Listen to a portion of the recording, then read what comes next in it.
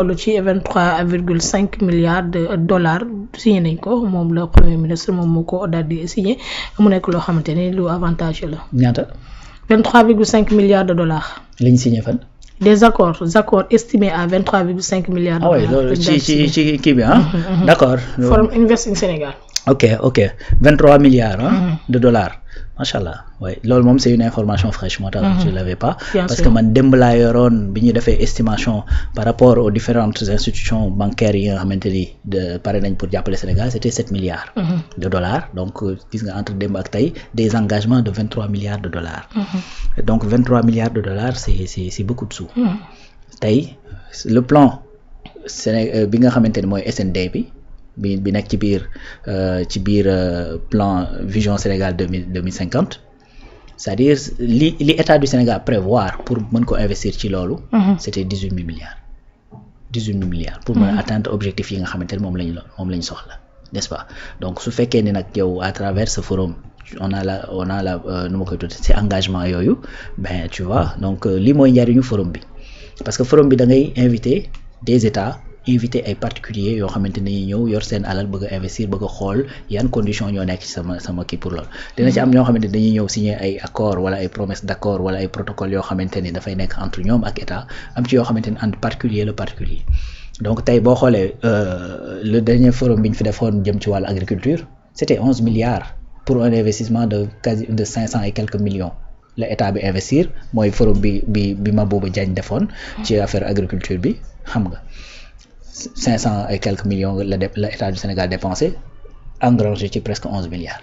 donc fii on te parle de promesses d'engagement de quasiment 23 milliards de dollars en plus ça c'est beaucoup d'argent donc loolu ça permet nga investir dans des projets d'envergure tey boo jëlee rien que les autoroutes de l'eau bu fekkee da nga ko defar les grands transferts d'eau bu fekkee da nga ko defar mais c'est-à-dire c'est des générations et des générations ngay régler seen problème pour l'accès à l'eau bien sûr mais ça coûte à peu près 4700 milliards et xam nga loolu c'est des investissements qui sont très lourds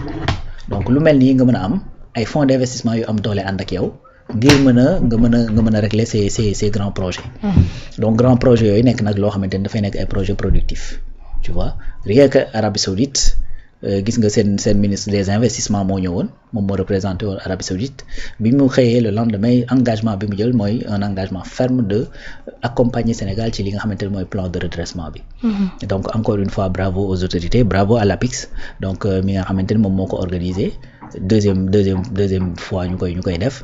vraiment et puis je pense que sur le plan organisationnel sur le plan communicationnel et tout ça bon bien que nag à un certain moment amoon na ay kii yooyu mais je trouve que le pari a été réussi et que effectivement si toutefois li nga xamante ne moom mooy engagement yi ñu wax foofu si su lépp ñëwul itam li ci ëpp bu yegsee Sénégal mën ci régler lu bare n'est-ce pas donc pourvu tout simplement que niñ ko yaakaaree te di ko gis gars yi di ko doxee mu wéy di doxee noonu ñu dugal ko dans des projets structurants dugal ko dans ce changement systémique de l'économie bi nga xamante ne moom la ñuy wax dans des projets productifs te loolu am naa ci njortu gu rafet ndax encore je vais rappeler juste conseil interministériel bi passé bi nga xamante ne Ousmane Sonko moom la def ci agropole yi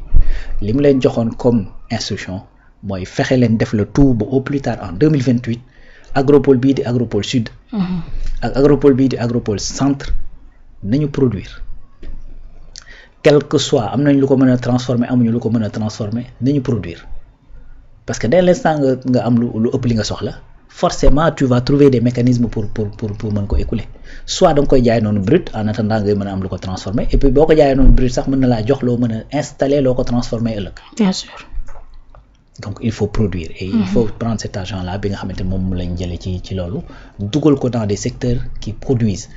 voilà donc yooyu nag bu ñu produire ba gars yi commencé kii seen bopp après tu vas pouvoir def li nga xamante ne moom mooy yeneen secteurs yi nga xamante ni soit c'est des secteurs de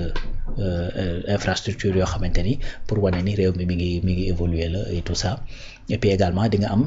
à travers la fiscalité parce que investissement yooyu bii yëpp bu dugg see après fiscalité bi li muy génne ça te permet en même temps nga def li nga xamante ni mooy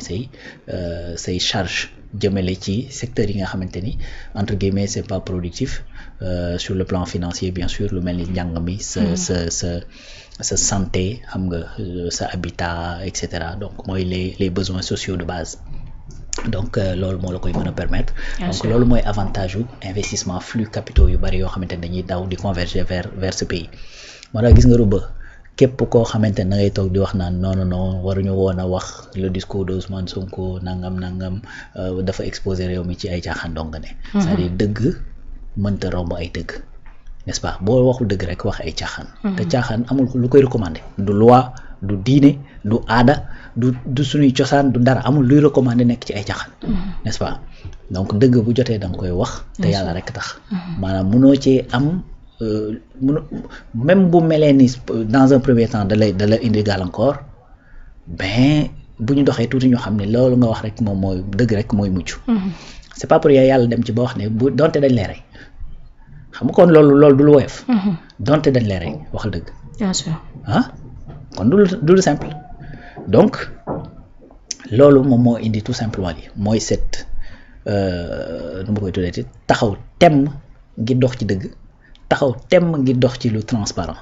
voté ay loi ñëw teg def ay discours ñëw teg jël ay rapport publié gars yi topp ci liñ ci war a topp justice di dox li mu war a dox c'est-à-dire tout ça combiné liñ doon nëbb ci chiffres et cetera nga jël teg tout ça combiné moom mooy tax cette confiance di mën a am ci investisseurs yi ñuy mën a daw vers le Sénégal parce que dañuy xam ni de toute façon waa ji war na ma ne carrément que il est digne de confiance parce que waxkatu dëgg la beneen affaire mooy même effet bi mu am ci FMI mii coolaa ngi bari FMI nangam mi ñuy gàllankoor et tout ça mais même ñoom sax dañoo mujj ne pare nañ pour liggéey ak Sénégal ça c'est un deuxièmement mooy seen position bu leerul woon boobu problème ba mu ñu indiloon ci marché financier international surtout ci eurobond yi mais tu as vu 2028 2033 eurobond 2028 2033 yëpp fu mu toll dañoo def ay performances yoo xamante ni gëj nañ koo gis. Tu vois donc cette confiance est en train de revenir cette confiance mi ngi dellu si waat parce que tout simplement exercice de transparence et de vérité bi nga xamante ni état du Sénégal def na ko te loolu mooy dëgg donc base yi clair na xam nañ ni nekkatuñu sur des bases erronées bases yi leer na nañ fu mu toll nii ku liggéeyul nag yaa bëggut a liggéey. N'est-ce pas? Bien sûr. Très bien mais base yi léegi leer na nañ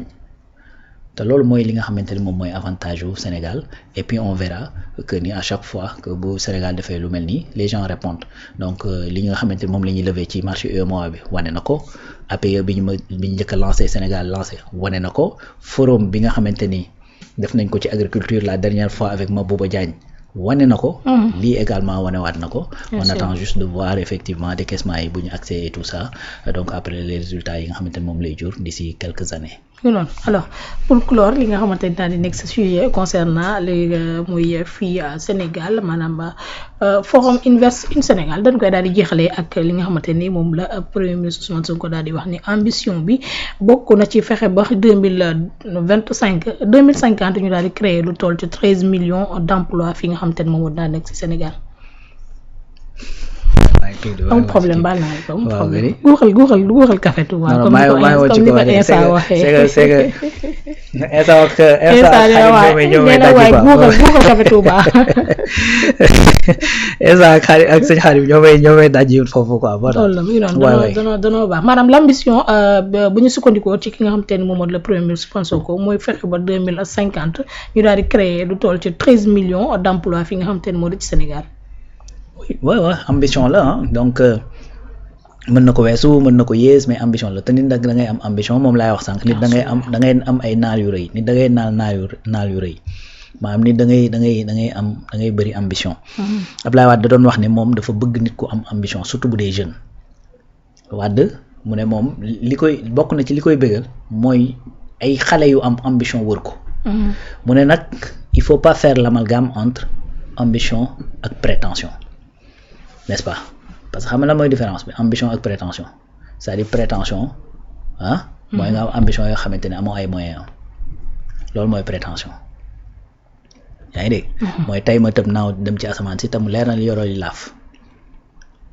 loolu mooy prétention mais nit da ngay am naal yu rëy da ngay am ay ambition yu grandiose. de ce fait bu fekkee ni loolu sax lu néew ci loolu moo réalisé wu ñu mën a gis ni def nga dara.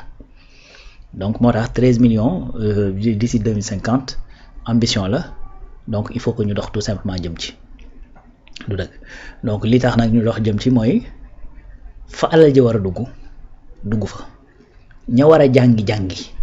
ña war a wuti compétence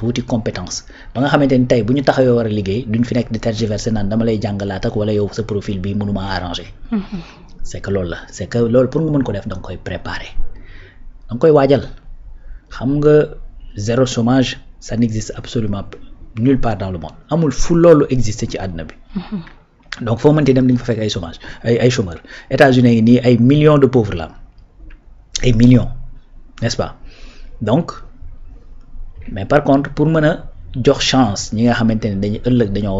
leen war a préparer ngir ñu liggéey c'est-à-dire maintenant nga koy tàmbali.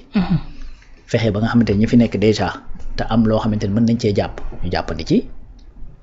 ñi nga xamante ni seen xam-xam demeewul noonu waaye am nañu temps parce que amaguñ benn âge bi nga dem jàppale leen ñu dem jàngi defee ay formation yoo xam ne dana leen mën a permettre ñu am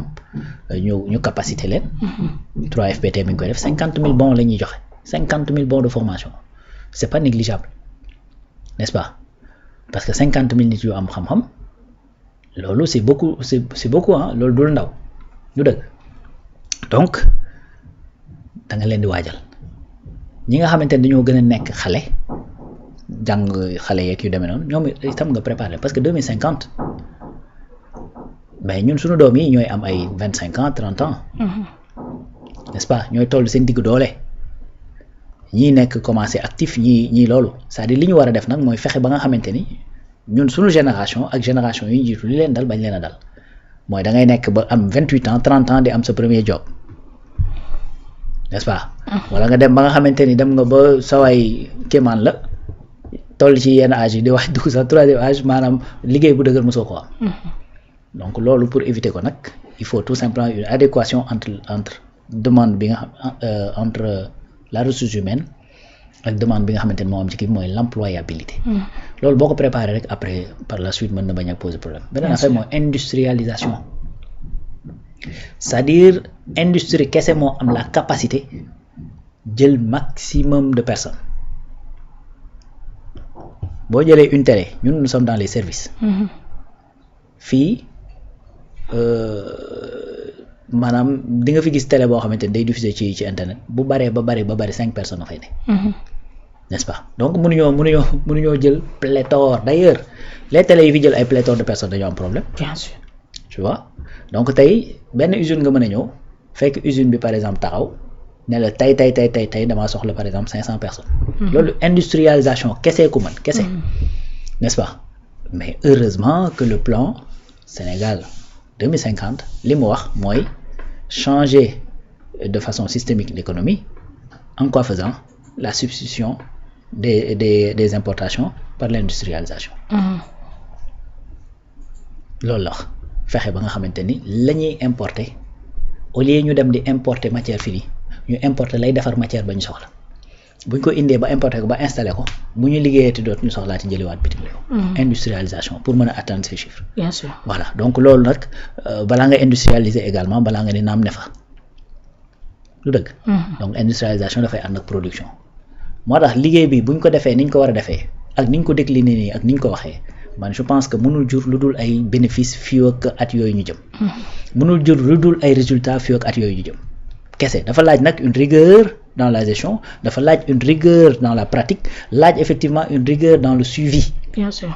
lépp luy délai luy montant bu ñu engagé ñu suivre ko lu toll ni tarafatal ay ni minute par minute centime par centime ba nga xamante ni tey bu ñu nee suba day jeex. ñu passer à autre chose ña ca war a commencer nekk di ci yëngu commencer ci di ci yëngu parce que man jàpp naa rythme bi nii gars yi nekkee buñ ko continuer wax dëgg yàlla fii ak 25 ans 30 fii ak 25 ans ak yu ne loolu 13 millions yooyu ñuy wax c'est atteignable en fait Macky parlait de 500 000 kii par année je crois la waxoon 500 000 emplois par année. 500 000 par année yow boo ko defee déjà 10 ans rek. C'est 5 millions, tu vois. Donc sur 25 ans, donc c'est 15 millions. tollooguñu foofu nag wax dëgg fa yàlla actuellement situation bi fi nekk mooy redressement ñi ngi redresser et regarde ñi ngi redresser malgré tout ça 500 enseignants du supérieur recrutés